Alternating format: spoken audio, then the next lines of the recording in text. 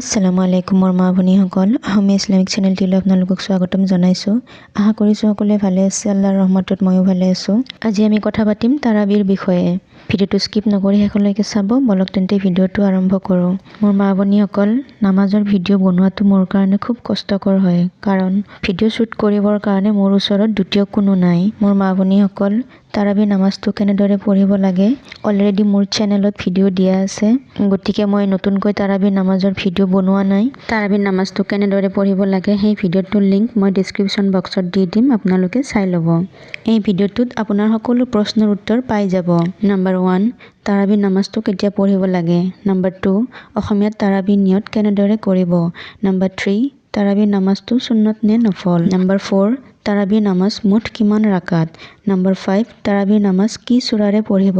আৰু নাম্বাৰ 6, 4 ৰাকাতৰ মূৰে মূৰে দোৱা নকৰিলে কি হয়। এই সকলোবোৰ প্ৰশ্নৰ উত্তৰ আপুনি এটা ভিডিঅ'তে পাই যাব, গতিকে পলম নকৰি ভিডিঅ'টো চাই লওক। ইয়াৰ উপৰি যদি আপোনাৰ কিবা জানিবলগীয়া থাকে মোক কমেণ্ট কৰি জনাব। ভিডিঅ'টো যিমান পাৰে শ্বেয়াৰ কৰিব। আপোনাৰ এটা শ্বেয়াৰৰ কাৰণে কোনোবাৰ উপকাৰ হ'ব পাৰে। মোৰ কাৰণেও দোৱা কৰিব। আসসালামু আলাইকুম।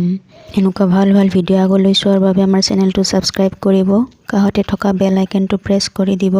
কিবা জানিবলগীয়া থাকিলে কমেণ্টত জনাব। ভিডিঅ'টো যিমান পাৰে শ্বেয়াৰ কৰিব। আপোনাৰ এটা শ্বেয়াৰৰ কাৰণে হয়তো কোনোবাৰ উপকাৰ হ'ব পাৰে। আসসালামু আলাইকুম।